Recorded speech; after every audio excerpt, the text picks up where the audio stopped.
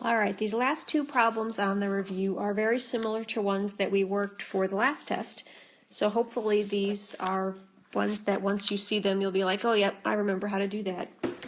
So the first thing is we've got the product of two consecutive positive integers.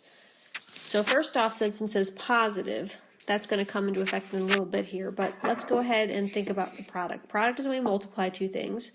So if I call my first integer x, then my second integer is going to be x plus 1. And I know that I want to multiply them.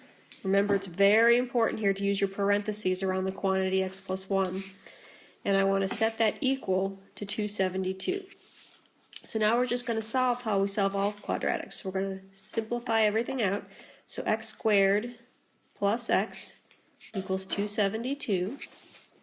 I'm going to subtract 272 from both sides so that I get 0 on the right. And I'm going to get that x squared plus x minus 272 equals 0. Now what I need to do is do my asterisks to figure out what I'm going to get that's going to multiply to give me negative 272, but add to give me 1. So let's go ahead and look at some of our multiples. Alright, so you could use your table function in your calculator to start looking at these.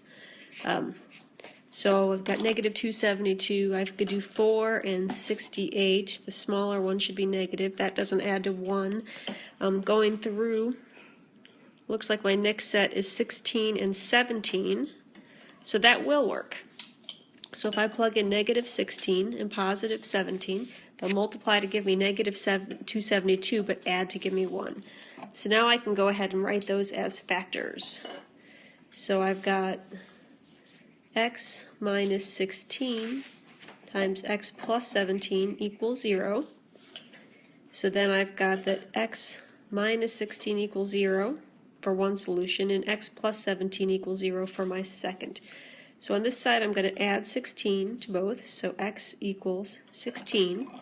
Over here I can subtract 17, x equals negative 17.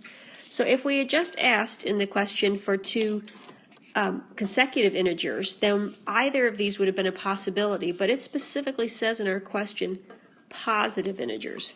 So the only ones I want to think about is the solution that is x equals 16, and so then x plus 1 would equal 17. So my consecutive integers, or consecutive positive integers, are 16 and 17. Now problem 30 is very similar. They're also talking about two consecutive positive integers, but here they're talking about the sum. So I can still have my numbers being x and x plus 1, but this time when I add them, they're going to equal 243. So this is a different problem, but it's still very important that I use my parentheses when I initially set up. So I get x plus 1 equals 243. But this time I'm just going to combine my like terms because I'm adding, I'm not multiplying here. So I have 2x's plus 1 equals 243. Subtract 1 from both sides, and I'm going to get that 2x equals 242. Finally, I can divide both sides by 2, and I get that x equals 121. So that's my first number. That means that my second number, when I do my x plus 1, is going to be 122. So if I add these two together, I'll get 243. So it's a little simpler when we just do the sum. We don't have to do all that solving and factoring, but it's the same idea for both.